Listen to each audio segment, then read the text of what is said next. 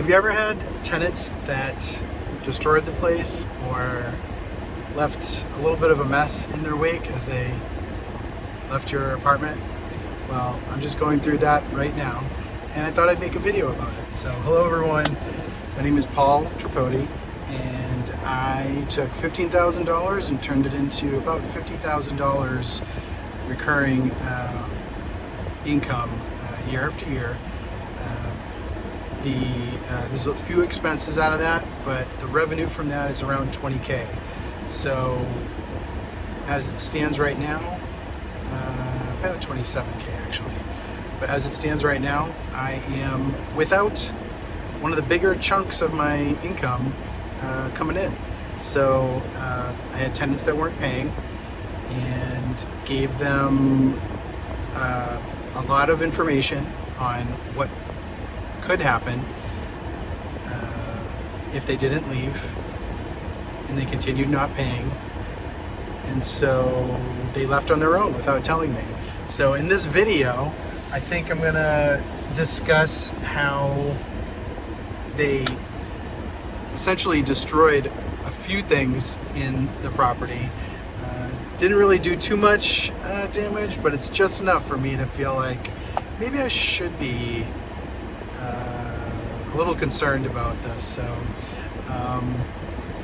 and I will make another video about this as well. But you know, details aside, can't really talk about the tenants. So this could be any tenant. Some things to look out for when you're looking through new candidates for tenancy for your apartment would be do not skip over checking their work history. Do not skip their work.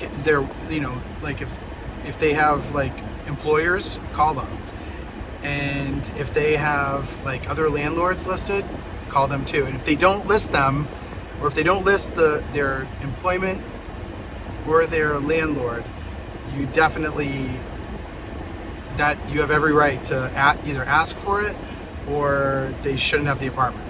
So they need to prove their income, and you want their income to at least be 3 to 4 times whatever, you know, their monthly income. You want it to be 3 to 4 times whatever the rent is. And if it's 2 working adults, it's a little bit easier. If it's 3 working adults, that's even better. You know, it depends on how big your apartment is. But if you have, it doesn't matter who it is, just treat it as like one income, pool everyone's income together. If that income, that total income, and then parse it down to like monthly, if that monthly income is less than 3 or 4 times what the rent is, you don't even have to give them a reason. You just say, sorry, found a better candidate, moving on to the next one. Thank you for your time. Same is true for employment history. If they're not showing 1 to 2 years of solid employment, that's definitely grounds for, not accepting them.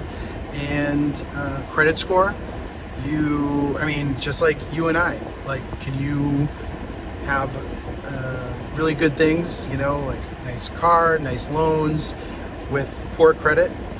No. So you want to make sure that their credit is held to the same higher standards. So my opinion, 640 or above is okay. So there's some of you who are watching this and your credit score has probably never been below 700. And to be honest, 580 is still pretty good. I've actually had people that have applied and they have either no credit, like they have never had a credit card, which to me is like crazy, but whatever. To apply through me, you have to have a credit score. So you can establish one, because part of my process is, especially for paying for rent, you can use a credit card to pay for my rent. If you want to earn points for, like flying to Jamaica or Bermuda, Bahamas, whatever you want to do, and you can use my rent that you're paying me to like jack up some travel points. Not many people do that, but there are people that apply with those low credit scores, and same deal. You could say, see you later. You don't need to accept them either. And so those are valid things. They have to prove their income, right? It makes sense. Credit score has to be legit. And no evictions. You don't want any, when you do a background check, you don't want any prior evictions. So that's pretty solid. And that stays on your record for about 5 to 7 years. So it doesn't really matter after about 7 years. And I don't think it really is deleted, So it'll still show up. If someone was evicted like a long time ago, I think it goes away, but I've never seen anyone that has had an eviction like 10 years ago. So something must happen there. It must be wiped away clean. Kind of like bankruptcy and stuff like that, or whatever. But, or no, bankruptcy does stay on your record or foreclosure stays on your record for a while. So anyways, the point is when you're looking at these candidates, make sure you call up their old landlords, call up their old or their current, employers, and ask them some basic questions. Do they work there? Or did they live there? So it could be like completely fake, and especially the numbers. And that has happened. It has happened many times. And there are sometimes people will walk in and say, "Can I just give you cash? Can I just, can you reduce the rent? And $300, less, I'll give you cash every month." No, you do not want to do that at all. So these are some things to watch out for, when you're accepting tenants.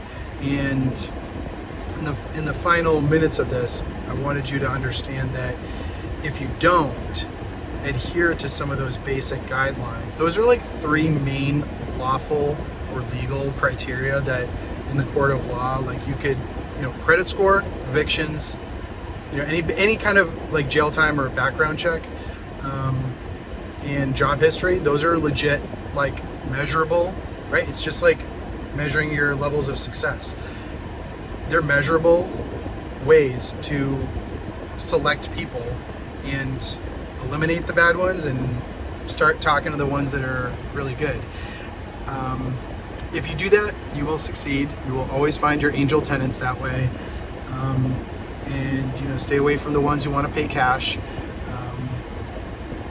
I have had those too, and it is enticing, to receive $3,000 to $7,000 worth of cash, in your hands and hold on to that. It's kind of weird sometimes, but it has happened. But you don't want that. You want all digital, everything. And I have a whole system that I can break down for you in the future. But if those little ideas helped you, I hope that it gave you some thought, because sometimes, when you're doing this investing stuff, you want to make sure that, when you're looking at tenants, that it just makes the selection process super easy. If you know what not to do and you know what to do, those are like some basic components of it. There are others, you obviously want to meet them, and the schmoozers you want to stay away from. You don't want to, talk to the people that kiss your ass, excuse my language, but you don't want to just, if they're kissing up to you already on day one,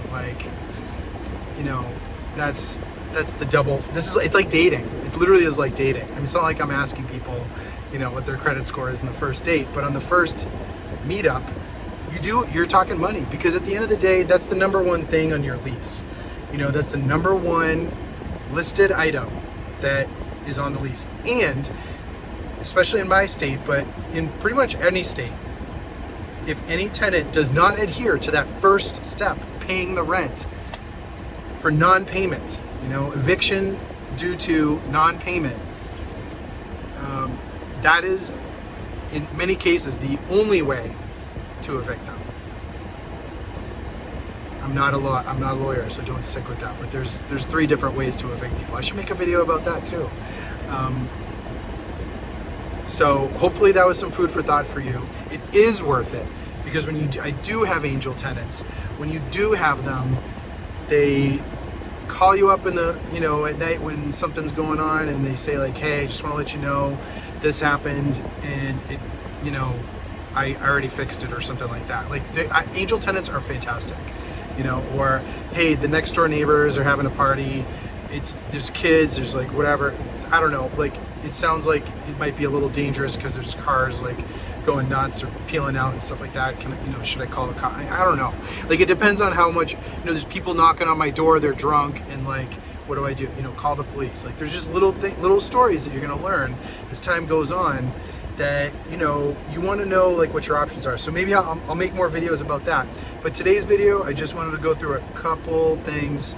I'm starting the cleaning process for this apartment. I will make a video for that and what my process is in between tenants.